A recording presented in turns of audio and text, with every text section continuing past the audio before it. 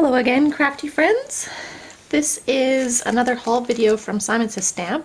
It was to do, there was 15% off store-wide for their Black Friday sale, which is almost unheard of.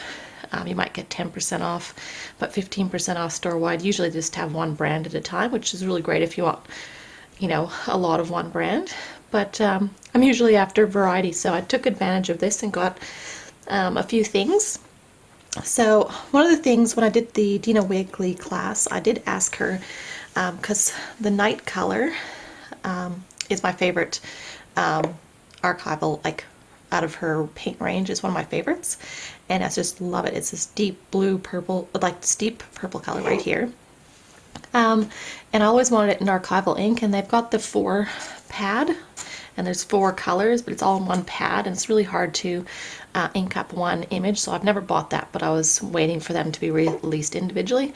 So anyway, when I was there, I asked her if it was coming out soon, and she said basically no, but email Ranger and tell them I want it so that they will come out, or if enough people ask, then it will come out. But she said in the meantime, you can get these empty kits, which is the archival DIY ink custom blend. So I bought basically an empty pad, which is a normal archival pad, but it's empty, and you buy her re-inker in the night color. And you basically create your own ink pad, which was a great idea.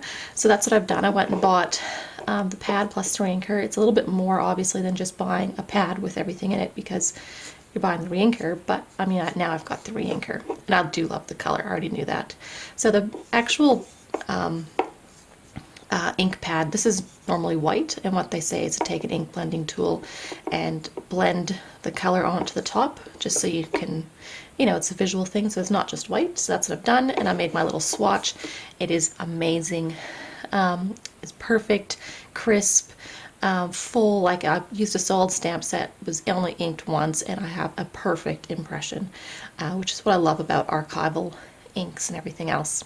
And I wanted a really deep, dark blue color. I've been really liking watercoloring with stamps, but instead of just being stamped in black, a dark blue, which is like a really neutral color, looks amazing with it as well. So that's what I want it for. So now, like, I'm sort of just getting archival inks in like neutrally type colors that I can ink up stamps and then watercolor with, which is what I want it for. So really, really happy to have solved that little problem that I was hoping would happen. So as far as boring things, I got another set of these storage envelopes. So I store all my stamps and dies in these, just so they're the exact same size, and it doesn't matter what sort of, because I usually use the IKEA DVD size boxes to store all my stamps with, rather than I know a lot of people use the clear, like what you see on Jennifer McGuire. There's those clear fridge bins and all that sort of stuff. Well, they're a bit harder for me to get, so IKEA on the other hand is, you know, you can get a 3-pack of the cardboard ones for, you know, $12 or something, so, or a 2-pack, sorry. So that's what I like to use, and these fit just perfectly in it. This is the storage sleeve. It comes in 50. Clearly I've used most of mine when I was organizing all my stamps that I've bought in the last 6 months. I've got a couple spare backer sheets in them so I don't lose them. I really like these pads. They're the Simon Says Stamp brand. They're nice and thick. They're not nearly as thick as the Ellen Hudson ones, by no means. That is in a league of its own. But these do me just fine. So, you know, what have I got? 5 left? They're not going to last long. I keep saying, because I'm still, didn't realize how many stamps I have and dies and all that sort of stuff, so it is very nice to have them all uniform and easy to flick through. So that's why I like them, and I will most likely have to buy another pack the next order too. And to go along with that organizational thing, Simon Says Stamp has recently started stocking magnet sheets. Now, I don't even know if these will fit on camera, but it's basically 18 by 9. Pretty sure that's the measurements on this. What does it say?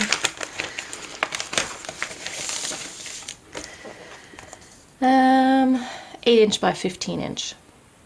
So it's you get 2 sheets, or no, 3 sheets in each pack. And it was only like $6, which is very cheap. I mean, the local $2 shop was having little tiny sheets like this, 1 sheet for $3 sort of thing. So they were like going nowhere, and they're rather expensive when this is $6 and you get, you know, 3 big sheets. It's not sticky backed. Obviously you can use it for more things. It's got white side, so you can actually draw on the white side, but I mean, I'm using it for storage sort of thing, but you can use it for more than one thing. I've nearly gone through my 3 sheets because that's how much I've got, but it was a really good price point. Like I said, they're not a sticky back, which is what the Ellen Hudson ones are like, so it's really easy just for, you know, dye organization. But I just use my ATG to ink to stick on the magnet sheets onto a piece of paper, so that works fine enough for me. And when I did my Ellen Hudson order, like there was a warning on there for magnet paper and those sorts of things. There was a, you know, depending on your weight levels, there could be more additional shipping charges, so I ended up just getting it from Simon Says Stamp. So it's a good solution, and it's from a company I already buy lots from anyway, so I'll most likely get another pack of this. I was really happy with the quality. It did good thickness, and it has a good amount of magnetic whatever, so I don't know what the term is there, but it does hold the dies just nicely. So that's my organizational things. Now this is something I picked up that is, I don't know if it's really craft related. Well, maybe it is. By the time I make it up, it will be. But We Are Memory Keepers have released a new line called Photo Lights. So I got it's a string of little boxes, of light boxes on a cord, and there's 10 little light boxes. I think there's 10. There should be 10.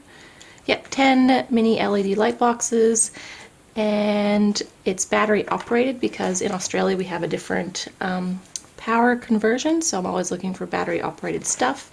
And let's see if I can, I haven't even opened it yet.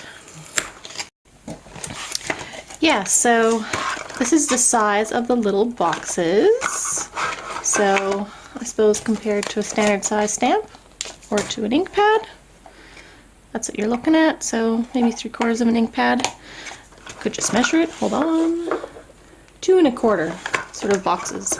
That's what they're like. And basically, what you do is you buy this photo paper, and you can print on. It says it's printable backlit film. So you basically print your photo on this, and you print on the dull texture size, load paper into either LaserJet or inkjet printer, and then you trim to your desired frames and put it in these little photo boxes. So I thought it'd be a really cool thing to take some photos and string it up, and I just think it'll be really nice. It does come, like I got the little mini string set, but there is other sets as well. So they even give you a little template of what to get your photo size to. But yeah, you can get bigger boxes as well if you wanted it for bigger things. But I just thought, like, this comes with 6 sheets of paper, so that'll be more than enough for these little boxes. I've got Photoshop, so I'll just try to make the most of each sheet and get a full sheet of them sort of thing printed. But yeah, so I think this was just a little creative thing to have around the house to make. I don't know whether I'll use it in the nursery or in my craft room or what. Depends on which photos I choose still. But I just thought it was really nice to have to decorate the house with. So I thought I'd share that. Now back to crafty tools. I got the Clarity stencil brushes. Now I would have preferred to have bought them from hallmarkscrapbooking.com because they're actually cheaper there, but they're always out of stock. Anyway, and I really wanted them, so I just bit the bullet and got them from Simon Says Stamp. They're about $33 on the top of my head dollars. To be fair, you're getting 4 brushes. And they have, let's see, they're synthetic bristles, so it's not real hair, they're synthetic. But they basically, I got them to do soft blending, I know Laura Basson's really good at using the ink blending tools to get a really soft finish with her distress inks, but I'm not. So anyway, this is sort of the way to go. There's quite a few people who have used these already, and I love the results they're getting with them, whether they're using them with distress inks or dye inks or whichever. So 4 sizes of brushes. Wanted to get one pack to see how I liked them. So the biggest one is 25 mil. It's about 1 inch sort of thing. And then you got a 21 mil, 18 mil, and 13 mil.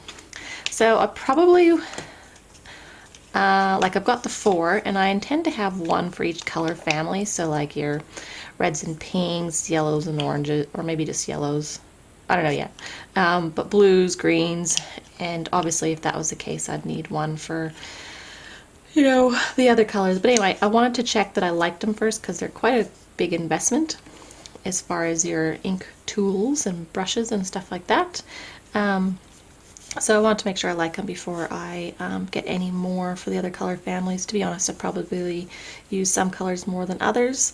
One thing to note whenever you get any new brush, I always like to just play at the bristles. There'll always be like 1 or 2 loose ones.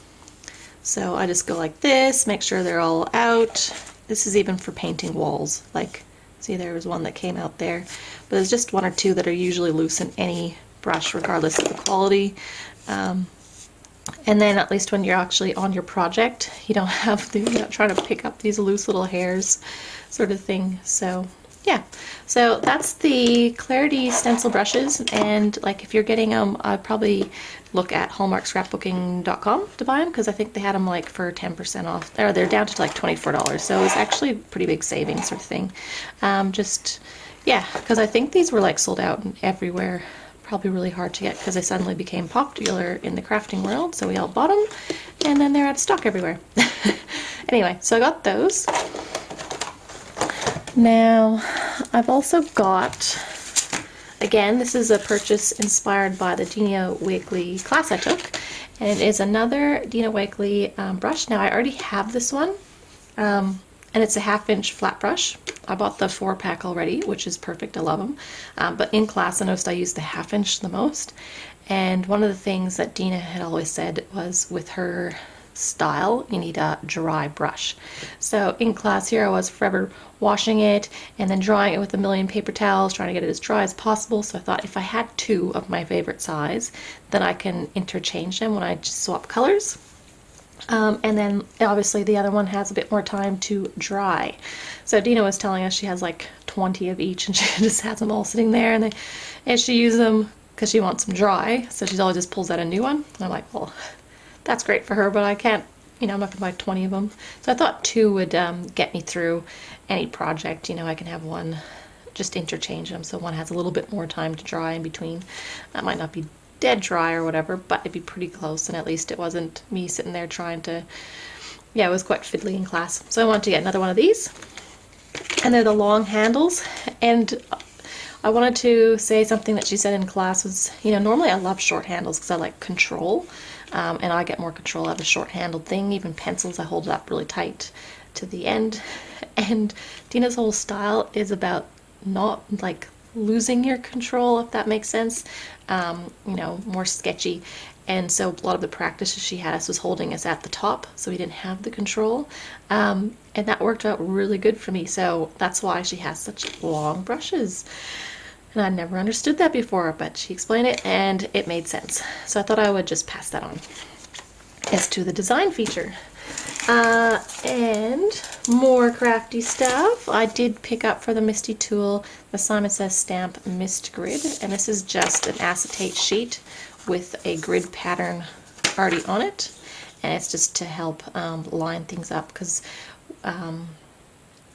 on just so when you place your stamp on, like you'd say this is your card, this little piece of paper, and then you place this down, and then if you want a sentiment and you want lined up, or any sort of thing lined up on in a straight line, you put this down, put your stamp down, flip the lid over, it would pick up the stamp, and then you could remove the acetate and stamp it. It's basically just a positioning sheet to make sure you get, I'm going to use it to make sure I get sentiment straight, because the grid paper, behind. So this would be obviously like the white thingy, pretend that's your card. You have the grid paper behind it. Obviously you can't see the grid paper that everything's sitting on.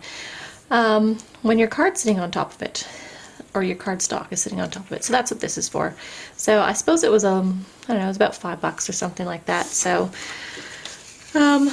also, case in point, like, you know, I've got the Misty, can't complain, love it, but there are cheaper versions now available. So if you don't want to spend like $60 on a Misty, there's now like a $25 version. So definitely check that out. And obviously this grid sort of thingy will still work on the $25 version.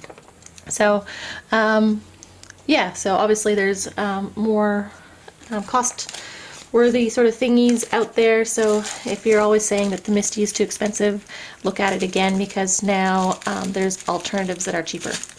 Okay.